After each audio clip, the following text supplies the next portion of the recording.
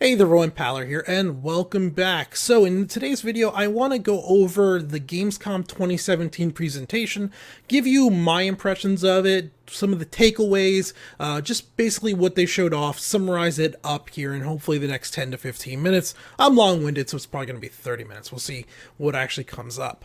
I would say overall, Gamescom 2017 to me was meh. There was definitely some good elements to it, but there was no real big standouts for me. There were some things that we saw in the 3.0 build that have me very excited, but there wasn't anything where I was like, oh, that's really cool. There wasn't a sandworm, if that makes sense. That there wasn't the first planetary landing. We saw that in Citizens Con of last year. But the way it broke down was they did 3 days of streaming up front. By days, I mean a couple of hours. So they did 2 days of about 4 hours. Day 3, which was Friday, was about 3 hours long. And then after that, around 4 p.m. Eastern time, so like 4 hours later, 5 hours later, they did their big full Gamescom presentation. Chris Roberts getting up on stage, talking to everybody, and just showing off a good bit of what they are bringing to 3.0. But let's start at the beginning. So the streams, in my opinion, were the best part. The actual Gamescom presentation of Chris Roberts, there's some cool things there we'll talk about, but I got the most out of the actual streams. So first of all, what they did, if you weren't watching it, they had basically like 22 computers set up running on a local server right there. So they'd bring in 20 some attendees from Gamescom, sit down, they were able to play for 15 minutes. They also then had 2 streamers playing alongside of them, and you mostly watch the perspective of those streamers. And this would go on for 15 minutes. After 15 minutes, the people, their playtime would be up, they'd get up, new people would sit down, and the whole server would reset back. And according to RSI, according to the community team, we were watching the active 3.0 build. This is the build that they are currently working on in-house. It's what they're working to remove the bugs in order to push out to us. Do I believe that? Mostly. I mostly believe that. There were definitely some modifications. They had turned off quantum travel. Now, they claim they turned quantum travel off because they wanted to keep everybody in that little isolated area. Not isolated, but you could go anywhere on the planet. They spawned in on, I want to say it was Daymar. It's one of the moons. You spawned in on one of the moons in an armistice area, and in that area they had several Gladiuses, a couple Cutlasses, a Prospector, a few Ursa Rovers, a few Noxes, some of the new infantry weapons, the railgun, for example. So you spawned in this area, all 24 or whatever players right there, and you could go anywhere you wanted, but they didn't have quantum travel, so you weren't jumping to Crusader, you weren't jumping to one of the other moons, you were staying basically on that moon the entire time, and that's kind of what they did. That's what they claim. I guess I'm inclined to believe them. It makes sense. And then they would reset after 15 minutes. Well, they say they reset so that the next people showing up, all the weapons and vehicles would be there again. And again, that kind of makes sense. But a cynic could look at it and be like, well, they're resetting every 15 minutes because they know the game's going to crash if it runs longer than that. So they know the server's going to have problems. They turned off quantum because there's problems with quantum or something like that. You could go either way. It really depends on your faith in what they're showing or not. Some people are going to say it wasn't even the 3.0 build. I don't buy that. I do believe that was actually the live build. You don't put together the amount of build that they had there to show off with. You don't put all that together as a fake. It would take as much work to fake it as to do it for real. So I do believe that was the 3.0 build. In addition to the actual gameplay going on, they also had some very good interviews. So each day they did an interview with one of the higher ups in RSI, Cloud Imperium Games, CIG. So day 1, and these streams will be linked in the description down below, but the day 1 stream, in hour 2, they talked with Brian Chambers, and this was a really good interview. Brian Chambers always does good interviews. He's the guy in charge of the Frankfurt studio, the guy's primarily behind Squadron 42, I think. Hopefully I got that right. I think they're primarily behind Squadron 42. He's very knowledgeable in the systems, how they're coming together. Seems to have his background seems to be focused on that. So he had a lot of insight into how the systems are talking to each other, how they're working, where a lot of the blockers are preventing the 3.0 release. Some really good information in there. I would recommend, even if you don't watch the whole thing, jump to hour 2 of that stream, watch that one. Day 2, in hour 2, they talked to Aaron Roberts, Chris Roberts' brother. He had much more insight into going forward beyond 3.0. He was talking things like 3.1 is apparently going to be when we're going to be able to buy ships with in-game currency. We're going to be able to earn currency in-game, turn around, buy ships from ship stores or whatever, the storefront, and keep them for that. What we don't know is, and what's unlikely, is those ships holding over. So for 3.1, you'll be able to buy them. My guess is 3.2, those ships will be gone again. You'll have to re-earn the currency and rebuy them. Similar to what we have to do right now with infantry armor, infantry weapons, spacesuits, thing along those lines. So that's my guess of what's going to happen. If not, we're getting close to a theoretical soft launch of the game. For me, the day I can start earning ships in-game and the next patch doesn't remove those ships from my inventory, to me, that's sort of the soft launch of the game. I'm not going to call it released, but that's kind of the transition from alpha to we are now in beta, working into the launch, getting rid of all the bugs. When's 3.1? We have no idea. 3.0 could be 3 weeks away, could be 3 months away, could be 6 months away. So 3.1 is much harder to predict. But that is the next thing on the line. I would say that was the big takeaway. But again, the Aaron Roberts interview, if you want to see more of what it is that they're looking to bring in, they talked about some of the mission givers, things along those lines. His interview is hour 2. Eric Davis is the guy that is now in charge of, I want to say they said the LA studio. He took over heading that up. Did I say Aaron Davis? It's Eric Davis. He starts off almost right away in day 3, which is a shorter stream. It was only a 3-hour stream. His interview I didn't get much out of. It starts 6 minutes in. There wasn't too much great in there that I found. I have to go back and rewatch it. I was kind of distracted when it was going on. But I would definitely say out of the 3 interviews they did, his was the least insightful or informative out of everything. So those are the interviews. Gameplay-wise, so they showed off quite a bit that really had me excited. Right off the bat, they're taking the ships and jumping in just straight up into the atmosphere, breaking into where you would normally go for quantum travel, so into space, turning around, coming back down, landing. They were skimming the surface. They were flying through canyons on the moon. It looked really good. Watching them fly Gladiuses down these canyons, it kind of felt like that scene in Independence Day where he's flying the fighter through the canyon with the spaceship behind him. It had me wanting to go. I wanted to do that with my Saber, and it all went seamlessly. As they've been promising, there was no real frame drops, at least on the stream, which was running at 30 FPS. There was no real frame drops as they went up, back down, did all this stuff. People were coming and going, and it looked really, really enjoyable. One of the big highlights of it, what they did was they took a Cutlass Black, they went up into just high atmosphere. They still wanted a limited gravity. The one guy jumped out of the back end of the Cutlass then turned around and chased him back down, and they tried to catch him in the back of the Cutlass. It kind of worked. I think that was the end of day 2 stream. What ended up happening, spoiler, they did catch him, but they had the side doors on the new reworked Cutlass open, so he went in the back end and out the one side door. So he ended up falling to his death anyway. But they did manage to catch him. But the ability to do that, if you really think about what's going on there, flying up a couple of miles above the surface of the moon, someone jumping out of the back and then chasing them back down as they free fall based on gravity, that was pretty darn impressive. The visuals overall were really cool. Watching the sun rise, the sun set, they were constantly chasing that, looked really neat. You could see the other planets off in the distance in some of the circumstances.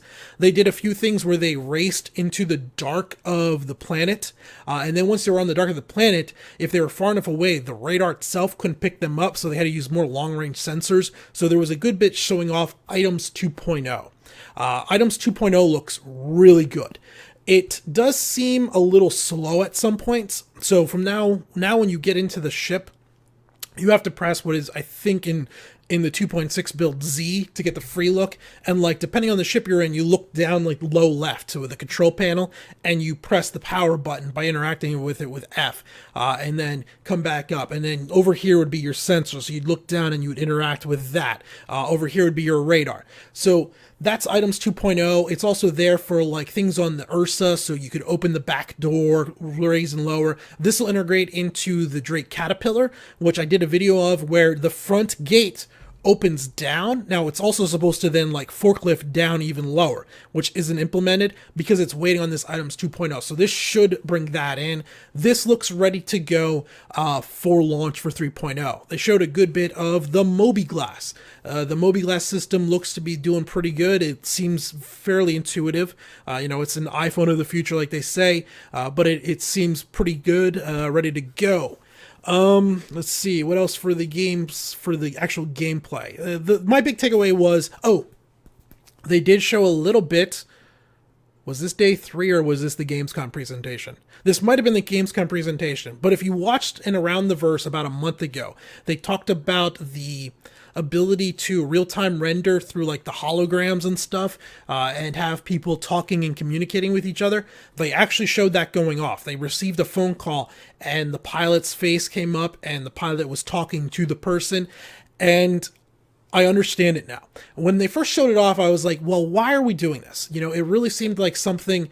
Everywhere else, they just put a player model into it in other games rather than actually trying to like double render it and use the hologram type feature. And it seemed kind of like, why are we going to do this? But it now makes sense. What it is you can establish communications between two ships. And rather than have two player models and having to figure out, okay, this guy's wearing this spacesuit, this helmet, this color pattern, this is his background, it's 1-to-1 just right through, and it was pretty darn cool. That might have been the Gamescom presentation, not the gameplay. We'll see. All this is going to be playing in the background, linked down below.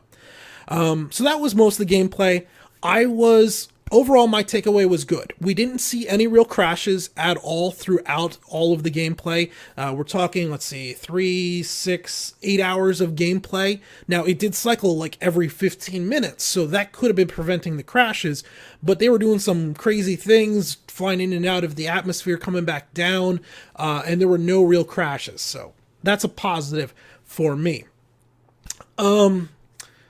They showed off a bunch of reworked ships or just new trailers for the ship. So the reworked Cutlass Black trailer, I'll be playing a little bit of that right now. It'll be linked down below. I love this ship. They also played quite a bit with the Cutlass Black in the presentations. The Cutlass Black is awesome. Previously, I have a video up where I talk about the Cutlass Black, and it's one of my thematically favorite ships in the game. I really enjoyed the Cutlass Black. But previously, its price point for what it was capable of doing based on the ship design just wasn't justifiable. The Freelancer was just all around a better ship across the board, and you could get one for $10, $15 more. So I originally had a Cutlass Black, really liked the theme of it, but based on the value, I traded up to a Freelancer, which has now since then been traded up to a Constellation. But based off of the Gamescom, this trailer that's going on for the reworked it, but actually them playing it on the show floor and seeing its usefulness, the side doors opening and closing and all of that, fitting Noxes into the back of it, I went back out and bought one. I want one in my fleet. I really love this ship. My only complaint is I can't get one with LTI right now, but I love the reworked Cutlass. They showed the reworked Aurora. The cockpit's much nicer. It's a little bit larger. Most of the video, though, on the reworked Aurora was really about different livery, skins, paint designs on it. I think this was mostly to give us an idea of what type of cosmetic customization we're going to be able to do in 3.0 and beyond that. It's an Aurora. I can't get too excited about that. There was a video on the Ursa rover, kind of showed what we already knew. That did show a little bit of the turret coming up and down. This was also played a lot in the presentation, so yeah, we got that. The Dragonfly. I'm not sure if this was reworked, but it definitely seems to be updated. The big takeaway from the Dragonfly video is they clearly show people riding in tandem on it. 2 people on a single Dragonfly. So there's a guy piloting it, captaining it, or whatever you want to call it, and then a guy on the back, kind of in the back saddle, that can use his rifle, machine gun, railgun, whatever, off the back of it. This has me excited because I do have a Dragonfly, and I think this makes a lot of sense. If you look at the Nox has better pilot protection, has better speed, is more maneuverable, and has roughly the same amount of firepower. So why would you want a Dragonfly? Well, now you have a reason for a Dragonfly. You can run 2 people on a Dragonfly. You can only have 1 person on a Nox. So I think that is a good thing. I was really happy to see that. They showed off the Prospector. The Prospector video, in my opinion, is very much lacking. It's just the Prospector from outside boring into the ground, and then a few people standing around it. And half the video is actually the people standing around the Prospector, not the Prospector itself. We did see Prospector gameplay, though, in, I think, day 2 of the stream. It was probably in all 3 days, but it was in some of the streams. The Prospector, to me, is a freelancer, but shorter with a little more going on. The Prospector looked to be mostly complete. The only thing that wasn't ready to go is the mining part isn't implemented yet, so there's like a door to get into where the mining would be going on and all of that, which is just sealed for now until they get the mining implemented in the game, which I think is supposed to be 3.1 or possibly like 3.0.1. I'm not really sure. So the Prospector, they showed off the Constellation Aquila. It's an Akani, but with an exploration suite on top of it. And then they also showed off another video of the Nox, which we only saw a few weeks ago when they did the reveal in the main sale on that. So that was everything leading up to the main presentation, possibly with the exception of that little VR call that I was talking about earlier. That might have been their main presentation. There was a lot to watch here. The main presentation itself, very mixed bag. It opened up with the reveal of the 600i. So as someone that originally purchased a 300 series and absolutely hated it, I didn't have big expectations for the 600i. I expected another Origin ship that was going to be more form over function, more style over function, I guess is what I should go. And that is kind of what we got, though I was impressed. It was much bigger than I looked. So first of all, it looks sort of like a prequel Star Wars ship. It's very sleek, very elegant. Good or bad, it kind of to me looks like a prequel Star Wars ship. It's about 15% larger than a Constellation. That's kind of what surprised me. I expected something more in the Freelancer or Cutlass size. This thing is more the Connie size. So the length of the ship is roughly the same size. It's maybe 2 meters or something longer than a Constellation, but a Connie gets kind of narrow. This guy's going to be wider. He's going to have a wider footprint than the Connie. That's where we get the extra 15%, give or take, but we don't know how much of that is going to be usable. It's a 3-man ship. The big thing, though, is starting price, $375. It's an expensive ship. Compared to Connie's that start off, the low-end one, I think $150. The high-end one's $275, the Aquila, the one that's going to be coming out here with 3.0. So you're talking $100 more than the highest end or most expensive Connie. That's a lot. This is going to be for some big buyers. I'll get one, but not via cash. I'm not buying one. That'll be something I work towards in-game just to fly around. It does look sleek. We'll have to see what they talk about. You know, they're going to do Q&As on it. We'll find out more about it. But yeah, it's cool. Then after they did the 600, Chris came on stage. We learned, actually, his wife came on stage first. We learned that RSI is now up to 400 employees. CIG, Cloud Imperium Games, not RSI. CIG is now up to 400 and some employees. And then Chris took the stage and started off, and they kind of did a Ubisoft. So there was no talk of Squadron 42.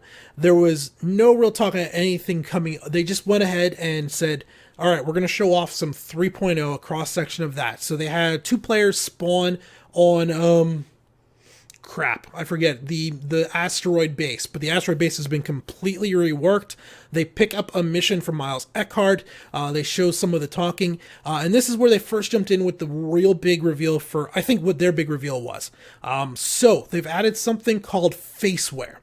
What Faceware does is it takes your webcam, and as you're talking, if you look over here, look over there, it's going to track where your face is looking, and it's going to look around. It also will interpretate you talking. So if you're, as you're talking through TeamSpeak, they're going to have an implemented voice over IP, proximity voice over IP in game. And as you talk over that voice over IP, your character is going to, within the animations, adjust and talk. What they showed off was reasonably impressive. It worked. It functioned pretty quick. The face animations matched up really well. The response time seemed to be good. Obviously, that's in an ideal isolated situation where the latency between the person demonstrating and the server is super fast. They probably had the perfect camera for it. We'll have to see how it really works out in the long run. I'm mixed on this. It's a role-playing thing. I'm not a role player. So I can understand for people that are role players being super excited about this. It's something that'll be cool for that VR conversation back and forth where you're calling someone, on their other ship and you get their little presentation pop up. I think it'd be cool for that. But this to me isn't a game selling feature. I'm here for the flying, the shooting, and all of that stuff. But it definitely is something neat to have in. So that was the big thing. After they did the whole face where him sitting down talking to Miles, talking to the other piece, they showed off some of the positioning sound. So as they got closer, farther apart, the sound got different. If they're on different sides, you heard it on different 3.0 sound and everything tied in with that, with the voice over IP, which is pretty good. After they got their mission, they got into an Ursa rover on the planet side. They went out, drove around a little bit on the asteroid, got into Connie Aquila, and then jumped to a different planet. And then we had problems. During the jump, as they were coming out of the jump, the pilot of the Connie got disconnected from the server. So the Connie was just kind of sitting there, and no one else could get control of the Connie. The new locking systems in place, so they could get in the pilot seat, but since it wasn't their Connie, they couldn't get control of it. So the whole thing had to stop for about 20 minutes while they went back, redid everything, got the guns, got the rover, got back on the Connie, jumped to the new planet, and after like 20-25 minutes, they got back up to where they were supposed to be, where they went down to planet side, took the rover to a crashed caterpillar, I think it was, walked through the caterpillar, found the item that Miles wanted them to get, brought the item back out to the rover. Then, surprising no one, a bunch of Gladiuses showed up, started attacking. The rover got away fine, but the Connie that originally brought them got destroyed. So they send out a distress call after using the railgun. The distress call goes out, some friends show up, a few Gladiuses clear the sky, and then the second big reveal was the Idris. So the second group that showed up had an Idris as a capital ship. It's a frigate, but a capital ship nonetheless. Showed up, came down, landed. They tried to load the rover onto the Ursa, or tried to load the Ursa rover onto the Idris. Didn't really work. But anyway, you got to see a bit of the Ursa in action, a player walking around on it. You saw the landing deck, which looked to hold 3 or 4 fighters. So like 3 Gladiuses, 3 or 4 possibly. I couldn't tell quite how long it was, how many would fit in there. You got to see a little bit of the bridge of the Idris. They took off, where they were then ambushed by another Idris with its own fighter escort. They fought, they won, and that was basically it. The Idris was decently impressive, I will say. I wasn't blown away by it, but mainly because I couldn't really get a good sense of the scale. I would have liked to have seen a caterpillar or a starfare alongside of it to give me a real sense of the size of it. Do keep in mind, though, the Idris is a frigate. The frigate's going to be like your smallest capital ship. You then do have the Javelin, which is a destroyer, and then obviously the Bengal carrier, and there will probably be some others mixed in there at some point. And a destroyer should be significantly large, not significantly, but another 30-40% larger than the frigate. And then the carrier should probably be about 50-60% larger than the frigate. So they are going to go up in size, but it did seem a little small for me. But a frigate that can carry 3 fighters inside its belly was good. Another real positive takeaway is they were able to go in, land inside of it, and it's kind of Battlestar Galactica style, where it opens up all the way through and you fly in the back and then you stop and land, or you accelerate out the front, and then you can close the front and close the back end. And they managed to do that, and it looked very smooth, which had me surprised. I would have been worried that the physics would have gotten all wonky when they were trying to touch down on the deck. They would have busted through the bottom of the deck or something. That looked really smooth. The taking off looked really smooth too. After this ended, they did do another quick show. So they're partnering with a company to create a special webcam, an RSI branded, Star Citizen branded webcam, which is supposed to be specifically designed for the, what is it called? The face wear. It literally could have been any old Logitech camera with a different shroud around it. We'll have to wait and see the actual specs. I don't know. You got to see the prices, the specs, how much it works. I'm not running out to buy one, that's for sure. I much would rather have the joystick that's never coming because Mad Catz went under than the face cam, but they showed that off. And then lastly, for the very end of it, they reloaded the final battle. So the 2 Idrises with their 3 or 4 Gladius escorts, one last big battle. And I'll show this little clip here at the end.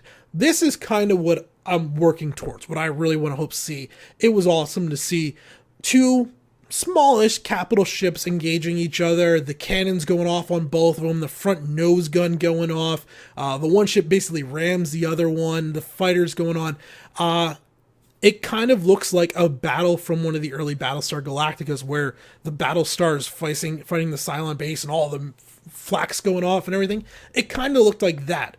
It was only like 25 people in total, like 12 on each side, give or take, but it still looked good. If they can take that and they can expand that out to 50, 100, 150, 200 people, I think we're talking a pretty good time. Hopefully they can eventually get the tech and the server to do that. All right, so I said 15, 20 minutes. It's going to be much longer than that. Final wrap up.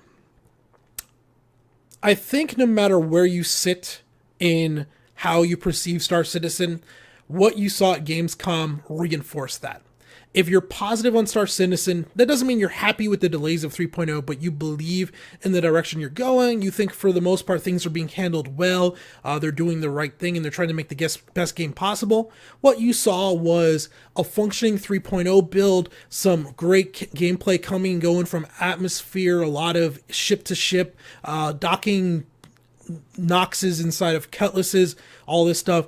Probably reinforced what you liked. You saw the Idris in action, so it looks like the Idris is basically mostly complete. Might be 3.0, I'd guess 3.1. That'll be in. You saw a lot of this. If you're a naysayer, you don't really trust him, you think it's all of a scam, well, you saw a game mode, you saw 3.0 that had to be rebooted every 15 minutes to keep from crashing. You saw a primary presentation that had someone disconnect from it during the presentation and the failed presentation. You saw wasted money when it comes to the faceware and the new webcam. So it's not going to sway anyone. It's really not. I personally really liked what I saw from the streams. The flying through the canyons, how smooth it was. I cannot wait to take my saber out and skim the surface of the moon, just going nuts. That looks like a lot of fun to me. I liked a lot. I really was impressed by that face-to-face call that they did. That was pretty good. But at this point, it's basically just wait for 3.0. That's going to be the real litmus test. If 3.0 comes out and what they're showing off looks pretty good, I'm going to be super happy. We just got to see when it comes. And then there should be probably some big announcements. I'm expecting some Squadron 42 talk at CitizenCon, which should be November 28th, something like that. Late November, so 3 months from now, 2.5, 3 months from now? 3 months from now. Right, we're in August 27th, so September, October, 3 months from now, we should see something probably about Squadron 42 at CitizenCon. All right, guys, well, let me know what you think about the new video format. I realize this one was long, but we did have 3 days worth of coverage to go over. Let me know what you think in the comments down below, and until next time, this has been Power. Thanks for watching.